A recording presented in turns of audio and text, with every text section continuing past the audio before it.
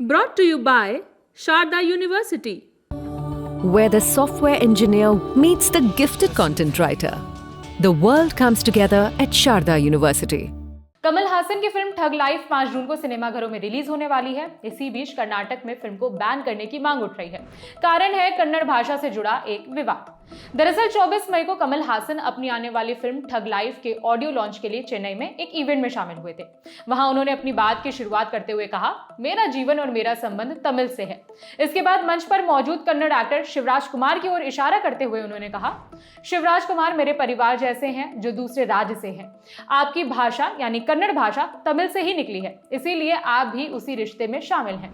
कमल हासन के इस बयान पर बवाल शुरू हो गया। राजनीतिक प्रतिक्रियाओं का दौर शुरू हुआ। कर्नाटक के मुख्यमंत्री सिद्धारमैया ने कहा कि कन्नड़ भाषा का इतिहास बहुत पुराना है, कमल हासन को इसकी जानकारी नहीं है।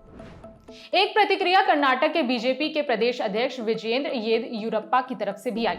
उन्होंने एक्स पर लिखा, कलाकारों को हर भाषा का सम्मान करने का संस्कार होना चाहिए। कन्नड़ समेत कई भारतीय भाषाओं में अभिनय कर चुके अभिनेता कमल हासन तमिल भाषा का महिमा मंडन करते हुए अभिनेता शिवराज कुमार का अपमान कर कन्नड़ का अपमान करना अहंकार और अहंकार की पराकाष्ठा है। भारत समेत दुनिया के कई हिस्सों में सदियों से कन्नड़ की पहचान बनी हुई है। कम से कम कमल हासन जैसे संकीर्ण सोच वाले लोगों को यह पता होना चाहिए कि दुनिया की भाषाओं में कन्नड़ को सबसे ज्यादा मान्यता प्राप्त है।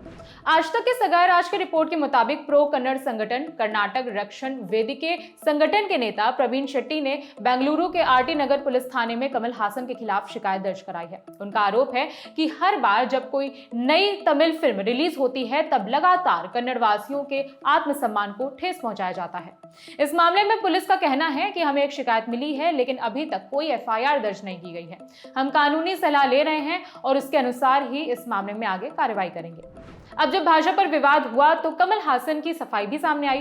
केरल में एक प्रचार कार्यक्रम में बोलते हुए कमल हासन ने कहा कि इस स्थिति में वो इस विचार के लिए माफी नहीं मांग सकते कि कन्नड़ तमिल से निकली है। उन्होंने कहा, मैंने जो कुछ कहा वो प्यार से कहा था और मैंने ये भाषा के इतिहास पर कई इतिहासकारों से सीखा है।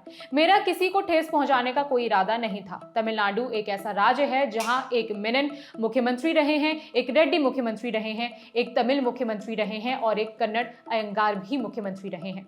राजनीतिज्ञों को भाषा पर बोलने का कोई अधिकार नहीं है, उनमें वो योग्यता नहीं होती, मुझ में भी नहीं। ऐसे गहरे और गंभीर विषयों को हमें इतिहासकारों, पुरातत्वविदों और भाषा विशेषज्ञों पर छोड़ देना चाहिए। आपको बताते चले कि एक्टर से नेता बने कमल हासन जल्द ही राज्यसभा में राजनीति करते हुए नजर आएंगे। एमके स्टालिन की पार्टी डीएमके ने राज्यसभा की एक सीट कमल हासन की पार्टी मक्कल निधि मयम यानी कि एमएनएम को देने का ऐलान किया है। दोनों पार्टियों के बीच यह समझौता साल 2024 के लोकसभा चुनाव से पहले हुआ था। इसी सीट पर कमल हासन पर राज्यसभा के लिए पर्चा दाखिल करेंगे। इस खबर में इतना ही। खबर लिखी हमारे साथी रजत पांडे ने। मेरा नाम है विभावरी। देखते रहिए दिल टॉप। शुक्रिया।